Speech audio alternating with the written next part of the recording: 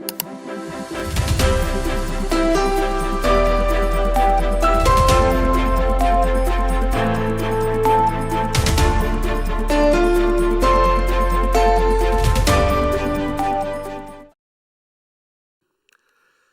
1월 또 이제 오늘 2월 1일인데 매주 설교를 시작하면서 물어보는 질문이 있죠. 2026년 저희 교회 목표를 기억하고 계십니까? 믿음의 본질로 삶의 변화로 나아가는 교회. 5주 정도 물어보니까 이제 답을 좀 하시네요. 네, 이거를 꼭 기억하시면서 올 한 해 우리의 목표가 지향점이 어딘지 꼭 기억하셨으면 좋겠습니다. 이것과 동시에 제가 실천해야 될 3가지를 말씀드렸죠.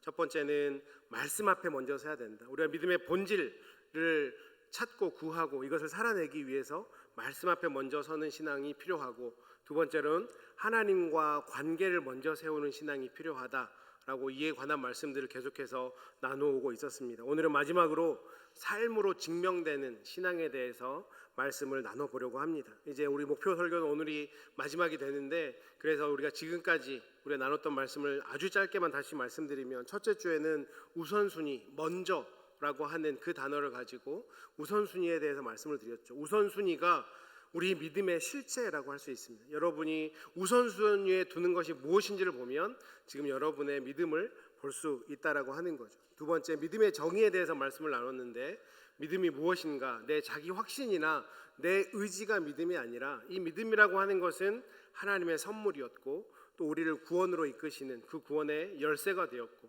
또 특별히 하나님의 안경이라고 하는 것을 우리가 끼고 이 세상을, 우리의 삶의 터전을 바라볼 때 우리의 육신의 눈으로 보이지 않는 우리가 바라는 것들에 대한 실상을 보여주게 해주실 것이다 라고 말씀을 드렸습니다. 그리고 세 번째는 믿음은 들음에서 난다. 그런데 이 들음이라고 하는 것이 그냥 우리의 귀에 들려진 것을 의미하는 것이 아니라 이 듣는 것을 순종하는 자리까지 나아가는 것, 이것이 진정한 들음이다 라고 말씀드렸고요.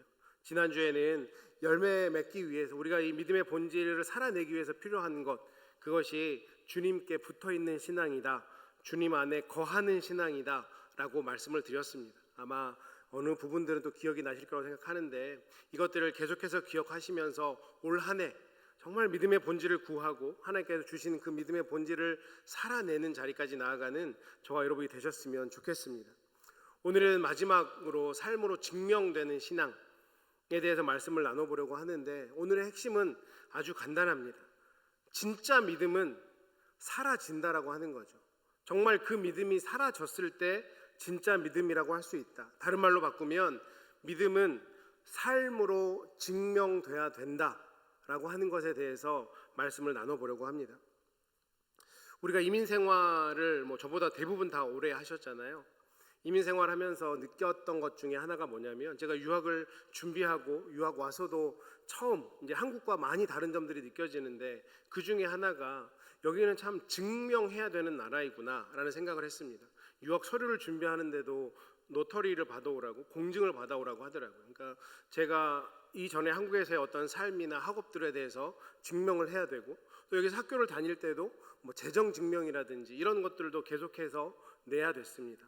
참 미국은 증명의 나라구나, 어떤 툭하면 노터리를 받아와라, 찍어와라 라는 얘기를 많이 해서 그렇게 노터리를 받으러 다녔던 기억이 많이 있습니다. 제가 작년에 캘리포니아로 이주하고 나서 제일 먼저 해야 되는 일 중에 하나가 면허를 바꾸는 일이었는데 좀 당황을 했습니다. DMV에 갔더니 텍사스에는 캘리포니아 면허 가지고 바꿔주거든요. 캘리포니아는 이유는 모르겠는데 바꿔주질 않아요. 제가 미국을 20년 살았는데 시험을 다시 봤습니다. 운전면허 시험을 다시 보는데 그냥 시험만 보면 되는 게 아니라 제가 여기 살고 있다는 것까지 증명하려는 거예요. 그래서 몇 가지 다큐멘트를 가져오라고 얘기를 했습니다. 근데 이사 오자마자 그 다큐멘트 만드는 일이 쉽지 않았는데, 그걸 보면서 다시 한번 또 이것도 증명해야 되는구나. 만약에 제가요 그냥 DMV에 가서 내 텍사스 면허를 봐라, 내가 20년 전에 여기 와서 미국에서 살고 있었고 한 번도 사고도 없었고, 또 제 직업이 목사니 내가 그렇게 술 마시고 운전할 일도 없다, 그렇게 제가 믿음을 가지고 고백한다고 그 DMV 직원이 저에게 면허를 주겠습니까? 그럴 일은 없을 것 같아요. 또 미국 살다 보니 중요한 것 중에 하나가 크레딧 스코어잖아요. 이 크레딧 스코어가 좋아야 우리가 론을 받을 때도 쉽고 여러 가지로 편리한 일들이 생깁니다.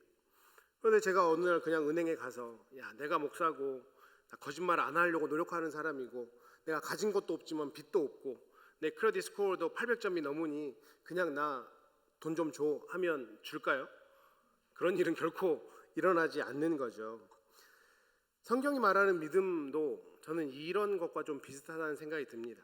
하나님이 우리에게 어떤 서류를 내라 이렇게 얘기하진 않겠죠. 성경 고사를 봐서 네가 몇 점 이상 되면 너의 믿음은 합격이다 라고 이야기하지는 않을 겁니다. 그런데 하나님은 분명히 말씀하시는 게 성경 여러 곳에서 믿음은 말로만 존재하는 게 아니라 믿음은 삶으로 나타난다 라고 우리에게 분명히 증명될 수 있다라고 말씀하고 있다라고 하는 거죠. 그 대표적인 주자가 바로 오늘 우리가 함께 보는 야고보 사도입니다. 야고보 사도의 이 글은 너무나 직설적이어서 때로는 오해를 받기도 하죠. 야고보서 2장 14절에 뭐라고 얘기합니까? 행함 없는 믿음이 너희를 어찌 구원하겠느냐. 이 말 때문에 굉장히 오해를 받습니다.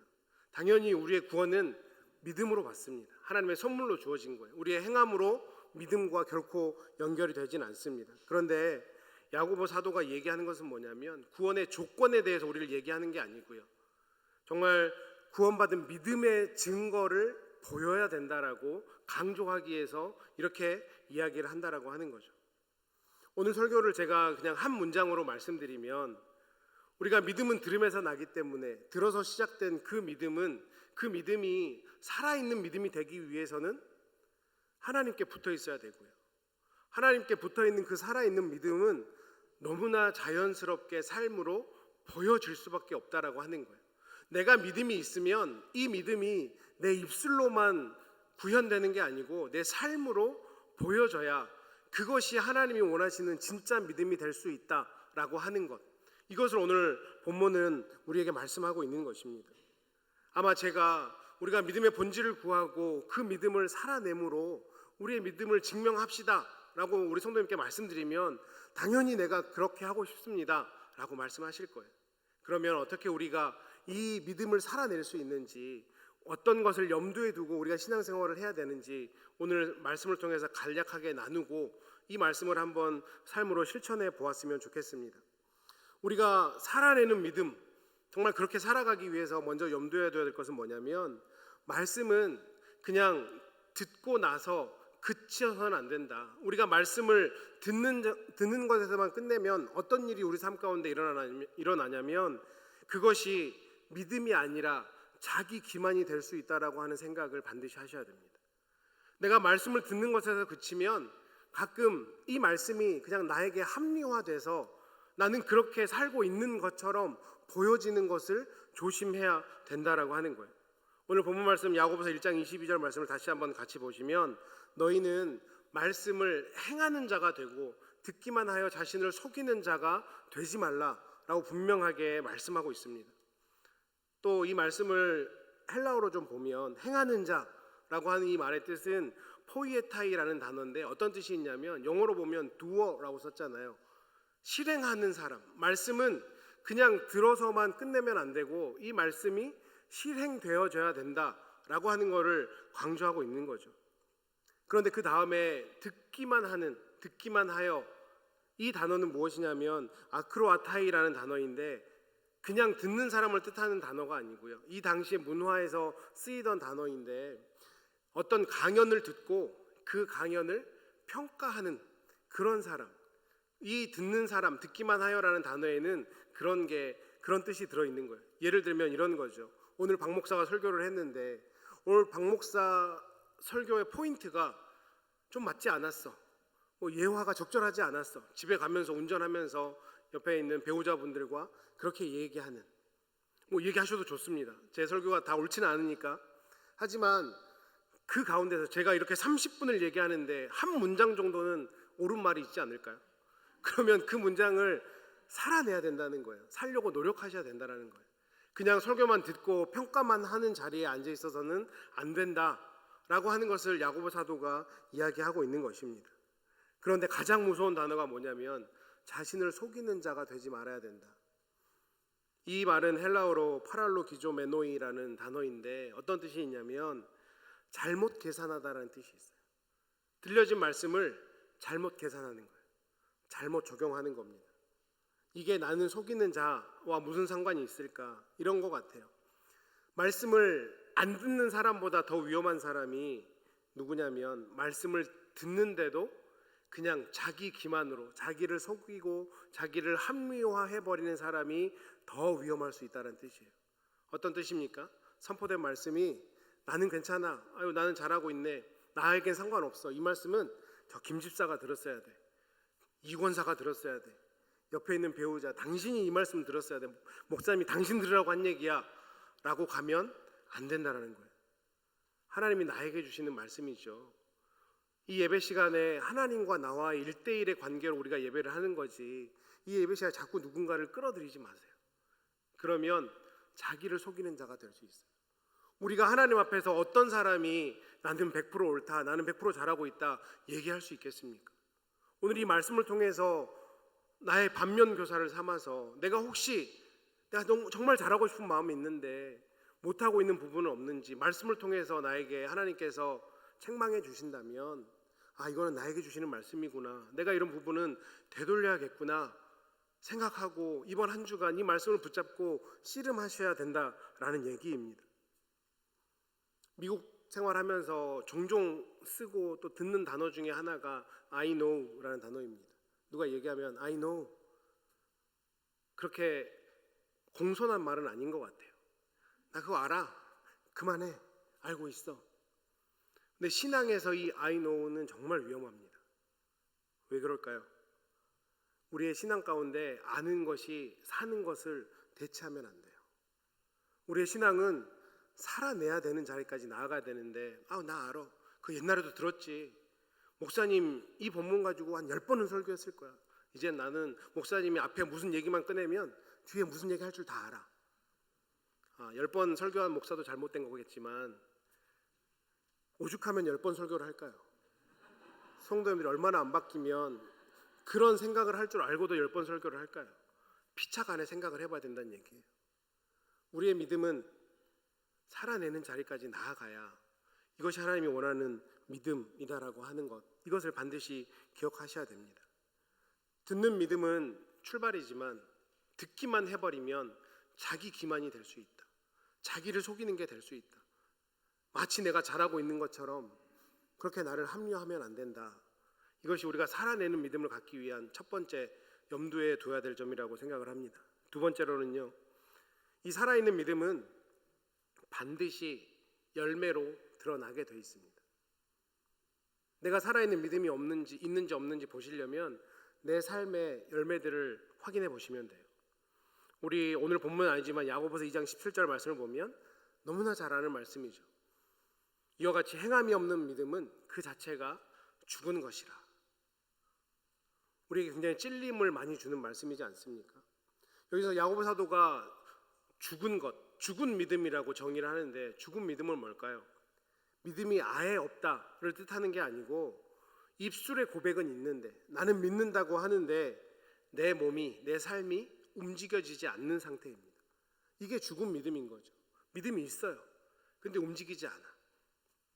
그리고 이것은 우리가 지난주에 나눴던 요한복음 15장의 말씀과 저는 맞닿아 있다고 생각을 합니다. 요한복음 15장 5절 말씀 기억하시죠? 나를 떠나서는 너희가 아무것도 할 수 없느니라.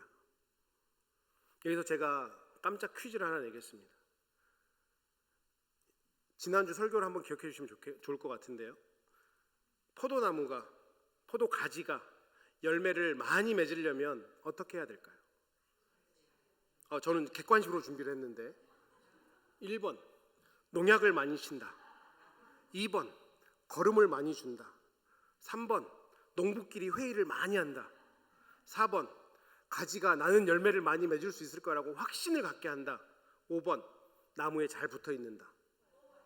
몇 번이죠? 5번입니다. 일부 분들은 너무 유치해서 답을 안 하시던데 우리 이후의 성도님들은 유치해도 답을 해주셔서 너무 감사합니다. 그거 하나만 하면 돼요. 열매를 맺으려면 나무에 잘 붙어 있으면 됩니다. 가지 할 일은 그거 하나예요. 그러면 하나님의 방법은 열매를 많이 맺게 돼 있다라고 하는 거죠. 우리가 신앙생활하면서 이런 착각을 종종 하는 것 같습니다. 내가 열심히 해서 열매를 맺어야지. 근데 열매 맺어지시던가요? 그냥 땀만 나고 애만 쓰고 허망한 마음만 들지 않던가요? 왜냐하면 열매라고 하는 거는 내 열심으로 내 의지로 맺는 게 아니고 하나님께 잘 붙어 있을 때 맺히는 것이기 때문에 그렇습니다. 오늘 질문은 이건 것 같아요. 우리 살아있는 믿음의 열매는 무엇으로 드러나는가? 어떻게 확인할 수 있는가? 그 답을 야고보 사도는 아주 현실적으로 우리에게 얘기해 줍니다. 야고보서 2장 15절과 16절 말씀을 보니까 만일 형제나 자매가 헐벗고 일용할 양식이 없는데 그냥 너희가 평안히 가라, 평안을 전하는, 덥게 하라, 배부르게 하라, 말로만 하는 그런 거 말고 그 몸에 쓸 것을 주지 아니하면 유익이 없다라고 말씀하고 있어요. 믿음의 열매가 어떻게 드러나냐면요, 누군가 내 주변에 어려운 이웃이 있을 때, 어려운 사람이 있을 때 말로만 아이고 기도할게요, 따뜻하게 해야지, 배부르게 해야지, 열심히 일해야지 이야기하는 것이 아니라 내 손으로, 내 발로, 내 애를 써서 그 사람에게 뭔가 작은 거 하나라도 줘야 그게 믿음의 열매다라고 말씀하고 있는 거예요. 즉 살아내는 믿음을 다른 말로 바꿔보자면 말이 예쁜 믿음이 아니라 손이 움직이는 믿음이고 삶이 반응하는 믿음이다라고 이야기할 수 있을 것 같습니다. 나는 손이 움직이고 삶이 반응하는 믿음으로 오늘 하루하루를 우리가 살아가고 있습니까? 나는 그런 살아내는 믿음으로 하나님의 영광 올려드리고 있습니까? 바라기는 저와 여러분이 이번 한 해는 믿음의 본질을 구하면서 정말 하나님이 원하는 믿음이 무엇인지, 특별히 우리의 삶으로 증명해낼 수 있는 이 믿음을 살아내실 때 내 손으로, 내 발로, 내 삶으로 나의 믿음이 보여지는 일에 최선을 다하시기를 주님의 이름으로 축원합니다. 그런가 하면 세 번째로, 이 행함은 구원의 조건이 아니고 구원받은 믿음의 증거다라고 하는 것을 반드시 기억하셨으면 좋겠습니다. 이렇게 행함의 설교를 할 때, 이런 종류의 설교를 할 때 가장 신경 쓰이는 부분이 이거예요. 믿음은 구원으로 받습니다. 이거는 결코 변하지 않는 진리입니다. 그런데 행함은 내가 구원을 받고 안 받고의 문제가 아니라 내가 구원받았다고 하는 믿음의 증거로 보여줘야 된다라는 것, 이것을 반드시 기억해야 된다라고 하는 것이죠. 앞에서 제가 말씀드린 것처럼 포도나무가, 사과나무가 사과를 맺어야, 사과의 열매가 맺어야 사과나무인 것이 아니라요, 사과나무이기 때문에 열매가 맺어지는 거예요. 이 말씀이 이해가 잘 되셔야 되는데, 내가 뭔가 열매가 맺지 않아도 사과나무인 건 맞습니다. 내가 주님의 백성인 건 맞아요. 그런데 내가 사과나무면 당연히 가을에는 사과 열매가 맺어요. 그게 하나님의 방법입니다. 그래서 내가 사과 열매가 없다면 내가 사과나무인가를 고민해서는 안 되고, 이미 여러분은 구원받은 자들인데 내가 하나님과의 관계가 서 있지 않구나, 이것을 점검해 보셔야 된다라고 하는 거죠. 살아내는 믿음이라고 하는 것은 구원을 얻기 위한 노력이 결코 아니다라고 하는 거예요. 내가 구원받았으니까 그것에 감사해서 어떻게든 구원받은 자답게 살아가려고 노력하는 것, 이것이 살아내는 믿음이다라고 하는 거죠. 결코 여러분의 구원을 의심해서는 안 됩니다. 우리 이민 생활 속에서 이 빛나는 믿음의 자리들이 있는 것 같아요. 우리가 어떻게 구체적으로 이 믿음을 살아낼 수 있을까? 거창한 게 아니고 정말 삶에서 살아낼 수 있는 것 몇 가지만 얘기해 보려고 합니다. 우리의 믿음이 드러나는 곳은 어디일까요?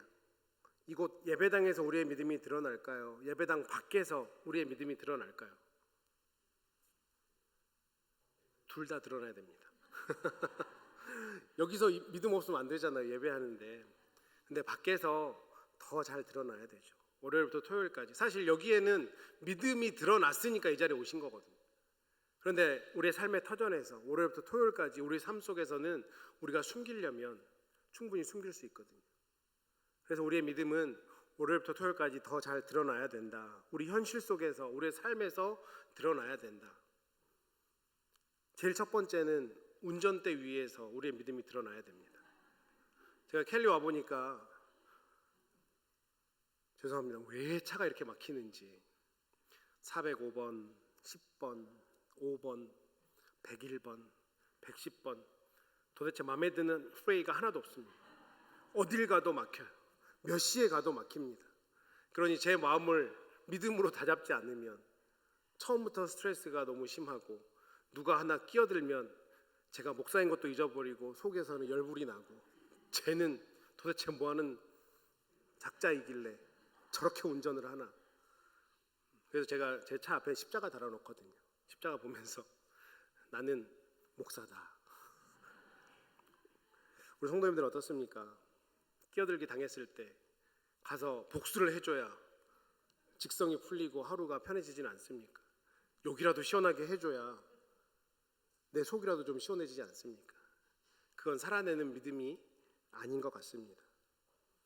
그럴 때 좀 더 여유 있게 저 사람 갑자기 끼어들어서 내가 사고 날 뻔했는데 주님 지켜주셔서 감사합니다 라고 여유 있게 반응하는 것이 살아내는 믿음을 가진 자들의 모습이 아닐까. 주님, 저 사람도 뭔가 너무 어렵고 힘드니 너무 바쁘니 저렇게 운전하겠죠. 저런 일을 할 수 없는 상황이 생길 수 있도록 주님께서 전혀 모르는 사람이지만 은혜 베풀어 주십시오 라고 기도하는 게 정말 살아있는 믿음을 우리가 가진 자들이 아닐까 생각을 해봅니다. 가정에서는요. 가정에서는 우리의 살아내는 믿음을 어떻게 보일 수 있을까? 우리 가족들이 모여 있는 자리, 식탁이라고 하는 자리가 저는 우리의 믿음을 표현하는 중요한 자리라고 생각을 합니다. 특별히 우리가 이민 가정이기 때문에 대화, 언어가 좀 힘들잖아요. 우리 성도님들은 당연히 한국어가 너무 편하고 내 사랑하는 자녀이지만 심지어 손자, 손녀들하고는 더 랭귀지 베리어가 있기 때문에 그냥 밥 먹으면서 있다가 야, 너 한국말 해야지. 그래야 뭐 할머니랑 엄마 아빠랑 얘기 잘하지. 너 한국 사람이야. 이렇게 얘기하는 것보다는 할머니가 한국말 하나 가르쳐 줄까? 이렇게 얘기하실 수 있잖아요. 그렇죠? 애들한테 야, 너는 왜 엄마가 권사고 아빠가 장로인데 누구를 지칭하는 거 아닙니다. 죄송합니다. 너는 아빠 이렇게 평생 열심히 신앙생활 하고 있는데 너는 왜 교회 안 가냐? 얘기하는 것보다 그냥 따뜻하게 기도하고 있다. 그렇게 한마디 해주는 게 훨씬 더 우리의 믿음, 정말 그 믿음을 살아내는 모습이 아닐까. 뭐 음식을 하다 보면 뜻대로 안 될 때가 있잖아요. 국이 짜면 어떻게 해야 됩니까? 물 부어 드시면 돼요. 굳이 이게 짜네 어쩌네. 물 부어 드실 때 국에다 바로 붓지 마시고 그냥 한 모금 물을 마시는 걸 추천드립니다. 네, 물 부으면 그것도 언어가 될 수 있거든요. 반찬이 짜면 어떻게 해야 될까요? 밥을 많이 드시면 돼요. 밥을 많이 드시면 됩니다. 그럼 안 짜요. 네, 그러다 이렇게 되는 경우도 있지만 괜찮습니다. 어떻습니까? 가정이 편안한 게 낫지 않을까요? 여러분의 식탁은 어떤 믿음을 보여주는 자리입니까? 정말 하루 힘들게 살아왔고 또 하루를 또 힘들게 살아가야 되는데 그 식탁에서 잠깐 마주하는 그 시간 동안에 믿음으로 가족들을 섬기고 사랑해야 되지 않겠습니까? 교회에서는 어떨까요? 오늘 야고보 사도가 얘기하는 이 행함은 저는 바쁨을 얘기하는 게 아니라 사랑을 얘기한다라고 생각이 되어졌습니다. 무슨 뜻이냐면 우리가 교회에서 봉사하다 보면 뭐 우리 교회 사람이 없는 것도 아닌데 왜 맨날 나만 이거 하고 있지라고 막 속에서 부하가 치밀 때가 가끔 있을 때가 있는 것 같아요. 이거는 목사님이 조절도 안 해주고 뭐 사람 돌아가면서 좀 하게 해야지 왜 나 언제까지 이것만 하고 있어야 돼 라고 생각될 때가 있는데 그런 마음이 들 때 주님이 나를 사랑하셔서 이 교회 보내주시고 이 교회 일원으로 있게 하신 것에 감사하니 이것 또한 감사하다. 내가 주님을 사랑하니 이것 또한 할 수 있다. 주님이 억울하면 억울하셨지 나는 결코 억울할 게 없다. 이 마음으로 우리가 맡겨진 주의 일들을 한다면 얼마나 교회가 평안할까요? 제가 얼마 전에 어떤 권사님하고 얘기를 나누는데 참 감사하고 은혜를 받았습니다. 주일날 뭐 남들이 잘 안 하는 그 일을 도맡아서 하시는 분이에요. 그래서 제가 감사를 표현했습니다. 권사님 이렇게 매번 힘든 일 해주셔서 감사합니다. 그랬더니 제가 이거라도 할 수 있어서 감사합니다. 제가 이렇게 하는 동안에 다른 성도님들은 함께 더 교제하고 얘기 나누고 웃고 또 그렇게 즐겁게 시간 보낼 수 있는 게 저한테는 더 감사합니다 라고 얘기해 주시는데 얼마나 감사한지 모르겠습니다. 이게 살아내는 믿음이죠. 살아내는 믿음이라고 하는 것은 일이 많아지는 게 아니고 사랑이 깊어지는 겁니다. 이 행함이라고 하는 것을 일로 보면 안 되고 바쁜 걸로 보면 안 되고 사랑으로 보시면요, 이 행함도 감사함으로 기쁨으로 할 수 있다라고 하는 거죠. 제가 지난주에도 3가지 실천사항을 부탁드렸는데 혹시 해보셨습니까? 깜짝 놀라셨죠? 주님 안에 10분 거하십시오. 주님, 제가 주님 안에 있고 싶습니다라고 하는 그 말을 여러 번 자주 사용해 보십시오. 관계, 하나님을 우선순위에 더 보십시오. 화가 날 때, 억울할 때 그냥 화를 표현하지 말고 주님 한번 외쳐보십시오. 그렇게 한번 살아보셨습니까?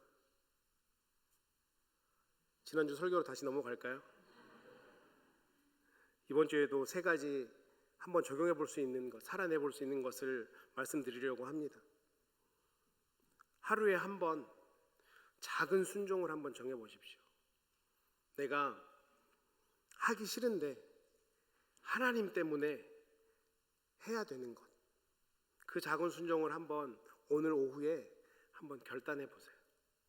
가급적이면 부부끼리 있으면 앉아서 당신은 이거 해보는 거 어때? 라고도 권면해 줄 수도 있는데 그것 때문에 기분이 나빠질 것 같으면 그냥 혼자 알아서 결정을 하시는 것도 좋습니다. 내가 하나님 앞에서 순종할 수 있는 게 뭔가? 나는 전화를 잘 못하는 사람인데 이번 한 주는 하루 매일매일 누군가에게 사랑의 메시지를, 권면의 메시지를 한번 전해봐야겠다, 이런 순종이 될 수도 있고요. 내가 마음이 상한 사람들에게 30초라도 그 사람들을 위해서 기도해야겠다, 우리 사랑하는 환우들을 위해서 내가 1분이라도 기도해봐야겠다. 어떤 사람과 대화를 하다가 아무리 내 말이 옳은 것 같다고 생각이 되어질지라도 내가 한 번은 참아보겠다, 이런 작은 순종 할 수 있는 것들을 한번 오늘 오후에 곰곰이 생각해 보십시오. 그리고 매일매일 그 순종을 한번 실천해 보시기 바랍니다. 2번째로는 입술의 고백을 손의 습관으로 바꿔보십시오. 우리가 말로는 참 잘하거든요. 교회 신앙생활 오랫동안 하셔서 제일 많이 하는 기도 중, 거짓말 중에 하나 아시죠? 제가 기도할게요. 아유, 집사님 제가 기도하겠습니다. 하시나요? 네, 할 때도 있고 못할 때도 있죠.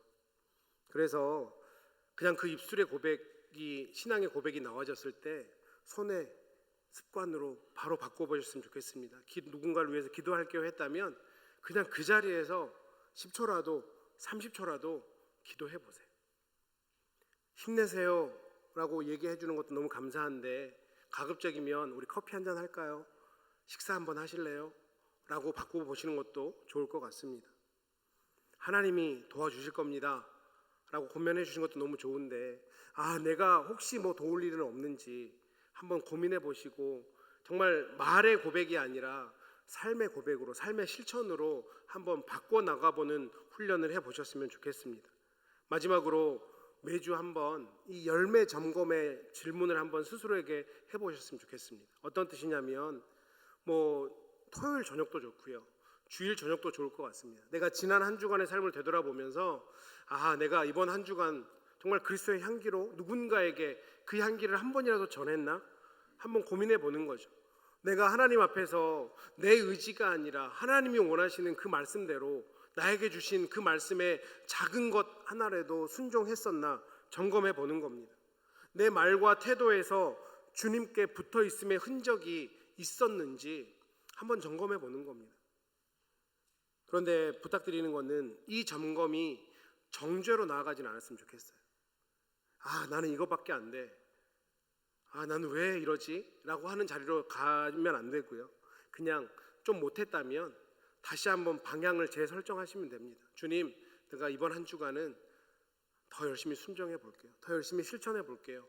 그렇게 점검하는 시간만 가져도 우리의 삶이 저는 달라질 수 있다라고 생각을 합니다. 이제 말씀을 맺겠습니다. 우리 2026년 한 해 우리 교회 주신 목표, 믿음의 본질로 삶의 변화로 나아가는 교회, 그렇게 되기 위해서 나의 우선순위가 어디에 있는지 먼저 점검하셨으면 좋겠습니다. 그리고 이 구원은 하나님의 선물인데 하나님이라는 안경을 끼고 나의 삶의 터전을 바라보는 훈련도 해보셨으면 좋겠습니다. 당연히 믿음은 들음에서 나기에 주님께서 나에게 들리게 하시는 그 말씀, 듣는 것에서 그치는 것이 아니라 순종하는 자리까지 나아가려고 애쓰기를 부탁드립니다. 그 무엇보다 중요한 것은 내가 주님께 붙어있는 것입니다. 내 믿음의 본질을 구하고 그 믿음의 본질을 살아내기 위해서 가장 중요한 것은 주님과의 관계를 먼저 세우셔야 됩니다. 그래야 열매가 맺히죠. 열매가 맺히는 것은 당연합니다. 여러분이 주님께 잘 붙어있으면 열매를 맺고 싶은 마음이 날마다 일어날 거예요. 오늘 주신 말씀처럼 오늘을 살아내는, 들려진 말씀을 살아내는 믿음으로 여러분의 믿음을 증명하시는, 그렇게 하나님을 기쁘시게 해드리는 올 한 해가 된다면 우리 세빛사랑교회를 통해서 정말 예수님을 모르는, 하나님을 모르는 사람들조차도 저 교회는 다르구나, 나도 저 교회 한번 조인해서 저런 신앙생활을 한번 해봐야겠다 생각을 하게 될 것입니다. 우리의 믿음은요, 귀로 들어오고 우리의 마음으로 붙들고 손과 발로 살아내어지는, 그것이 믿음이라고 하는 것입니다. 그 믿음을 우리가 가졌으니 이제는 살아내야 되지 않겠습니까? 부탁드리는 것은 2026년 그냥 말씀만 많이 듣는 한 해로 그치지 않았으면 좋겠습니다. 주님께 붙어 있는 걸로만 그치는 한 해가 되지 않았으면 좋겠습니다. 우리 모두에게 2026년이 이렇게 기억되면 좋겠습니다. 저 사람 진짜 믿는 사람인가 보다. 저 가정은 뭔가 다르다. 저 교회는 정말 말이 아니라 삶으로 살아내는 교회다. 이런 얘기를 듣는 저와 여러분이 되실 때 하나님이 우리를 통해서 영광 받으실 것이고 정말 많은 열매들이 우리 가정 가운데, 우리 교회 가운데 맺혀지게 될 것입니다. 그러니 우리가 주님 앞에 날마다 이런 기도를 올려드렸으면 좋겠습니다. 주님, 제 믿음이 말로만 있지 않게 해주십시오. 제 삶 속에서 작은 순종 하나라도 내 삶으로 살아내게 해주십시오. 그렇게 하나님의 백성으로 살아갈 때 우리 새벽사랑교회가 삶으로 증명되는 교회가 되어서 정말 하나님의 이름을 높이 올려드리는 그런 일을 감당하게 될 것을 믿고 또 그렇게 최선을 다해 살아가시는 저와 여러분 되시기를 주님의 이름으로 축원합니다.